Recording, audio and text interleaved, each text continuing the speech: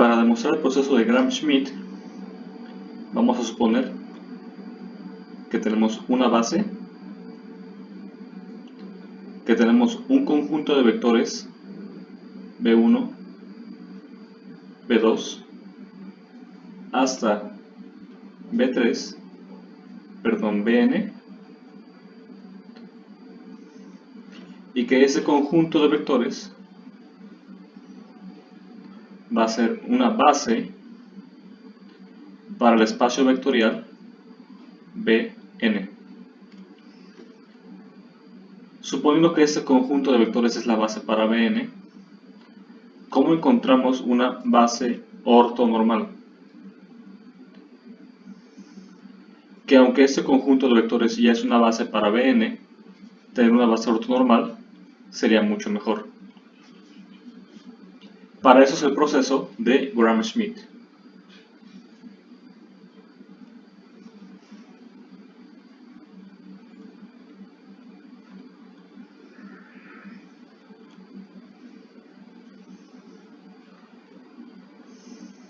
Primero, vamos a comenzar de un ejemplo sencillo. Un subespacio vectorial de dimensión 1, que está compuesto, que es realmente el espacio generado por el vector B1. Bien, lo que tenemos que hacer ahora es encontrar vectores que sean un vector que sea ortogonal a todos los demás. Pero como este vector es lo único que está en el espacio de B1, únicamente tenemos que normalizar este vector y ya tenemos la base ortonormal para el espacio vectorial de dimensión 1. Entonces, supongamos que tenemos un vector U1 que sea el vector de la base ortonormal y únicamente tenemos que normalizarlo porque no hay ningún otro vector, así que no tiene que ser ortogonal.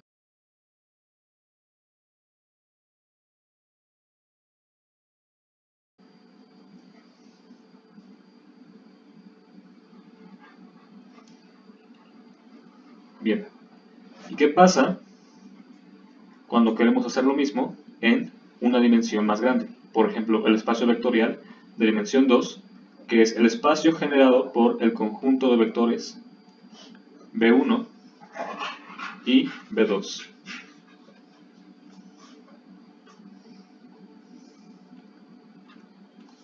De hecho, como ahora ya sabemos que existe un vector normal,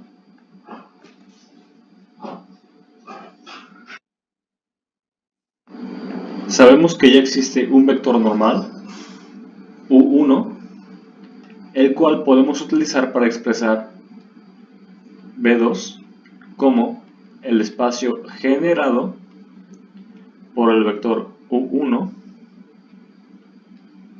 y B2.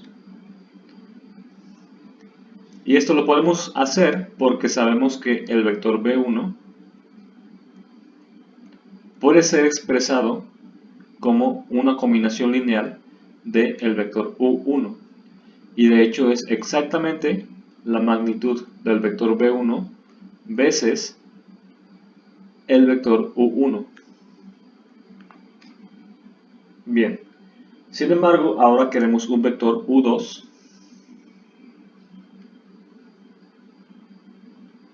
que sea ortonormal, primero ortogonal a U1 y después que sea normal. Así que queremos un vector ortonormal. ¿Y cómo podemos obtenerlo? Bueno, podemos visualizarlo de la siguiente manera. Tenemos el vector U1, el cual traza un espacio, un subespacio vectorial, que es el espacio B1. Mientras el vector 2 continúa siendo, pues, como no está ortogonal ni está normalizado. ¿Cómo podemos encontrar un vector ortogonal? Pues simplemente podemos tomar un vector del complemento ortogonal de B1, el cual, con una combinación lineal, puede representar el vector B2. Y de hecho, podemos darnos cuenta de que este vector, el que es claramente ortogonal, es de hecho el componente en Y del vector B2. Así como también tiene un componente en X. Así que lo que queremos es encontrar este vector Y y normalizarlo.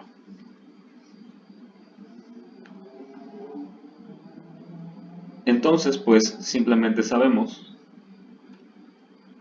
que el vector Y es el vector 2 menos su componente en X.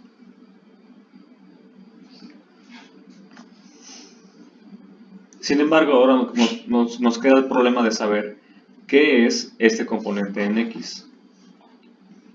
Pero si nos fijamos, no es más que la proyección del vector 2 sobre el subespacio vectorial B1. Si podemos proyectarlo sobre B1, podemos obtener lo que es su componente en X. Lo voy a poner por aquí. Entonces, X, el vector X, es la proyección del vector 2 sobre el subespacio vectorial B1.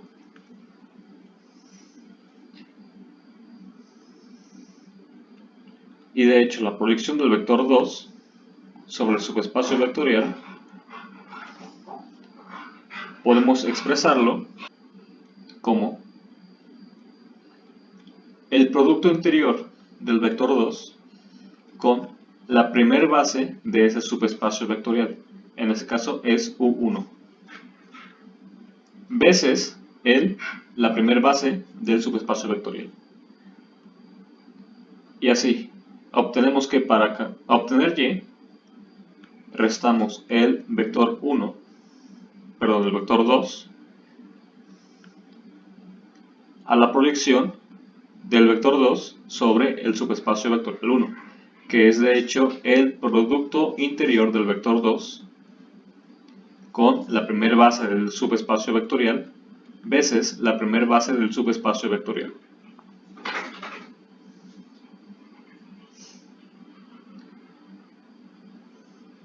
Y ahora, para expresar el subespacio vectorial B2 como el espacio generado por el conjunto de vectores U1 y U2,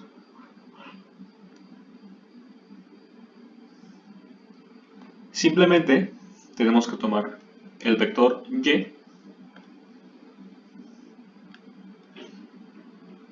Y normalizarlo. Entonces, Y sobre su magnitud, ese resulta como el vector normal U2.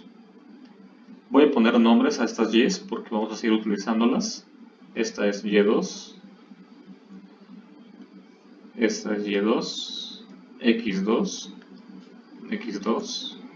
Y2. Y X2. Bien. ¿Qué pasa si tenemos un espacio vectorial más grande? Por ejemplo, el espacio vectorial de dimensión 3 generado por el conjunto de vectores B1, B2 y B3. Bien. Podemos expresar, así como sabíamos que había un vector en B2, un vector ortonormal, U1, que podía construir con una combinación lineal cualquier vector en esta dimensión. Sabemos que existen dos vectores ortonormales, perdón, U1 y U2, con los cuales construir los elementos en el espacio generado por B1, B2 y B3 con una combinación lineal de los mismos.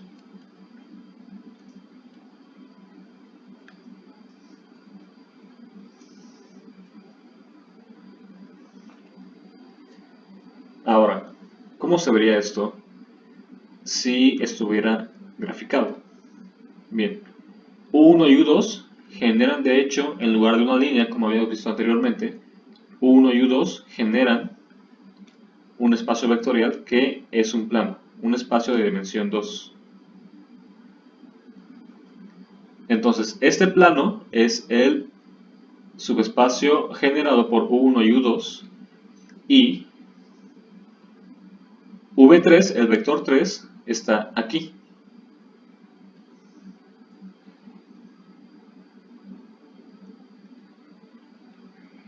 Entonces, siguiendo la misma lógica, lo que queremos es encontrar un vector que sea parte del complemento ortogonal del subespacio vectorial,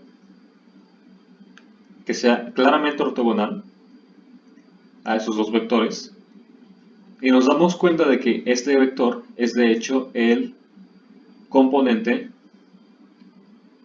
en Y del vector 3.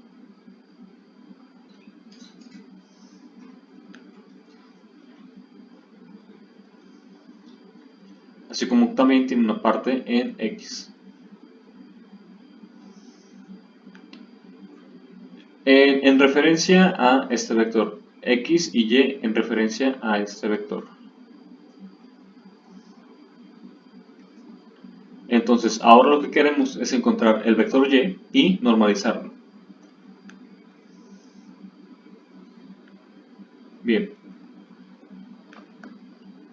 Entonces, tenemos que el vector Y3 es de hecho el vector 3 menos el vector X.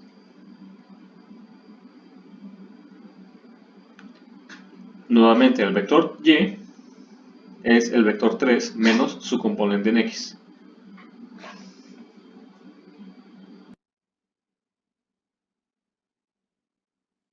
Y ahora tenemos el problema de encontrar el vector X. Pero, siguiendo la misma fórmula de la proyección, si proyectamos el vector 3 sobre el subespacio generado por el vector U1 y U2, llamémosle, no, de hecho lo tenemos aquí arriba, el espacio generado por U1 y U2 es de hecho V2.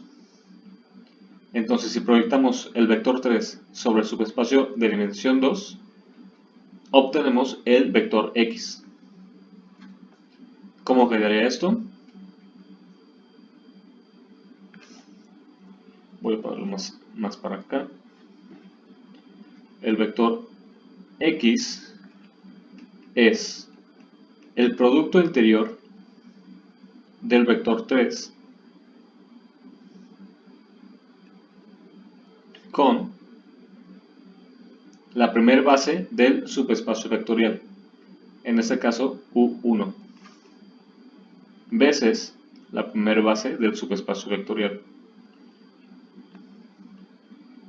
más el producto interior del vector 3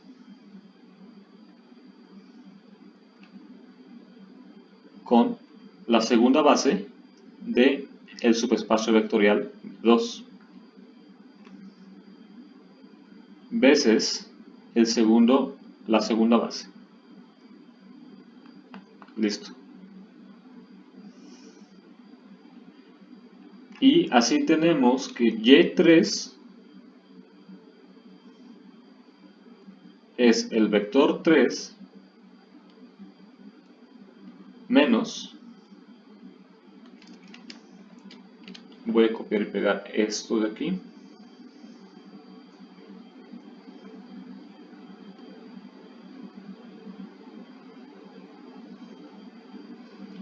menos la proyección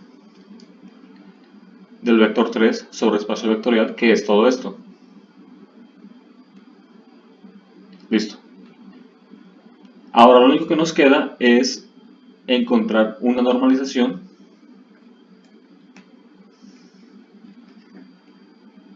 del vector y. Normalizando el vector y, que es el vector y sobre vector y3, perdón, sobre su magnitud. Así es como obtenemos el vector u3.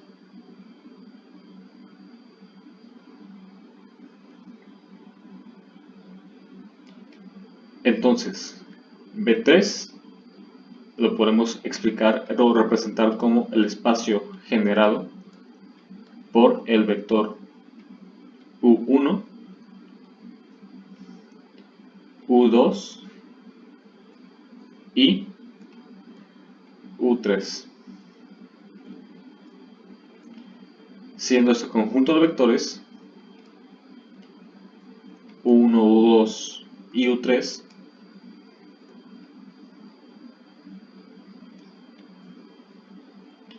una base ortonormal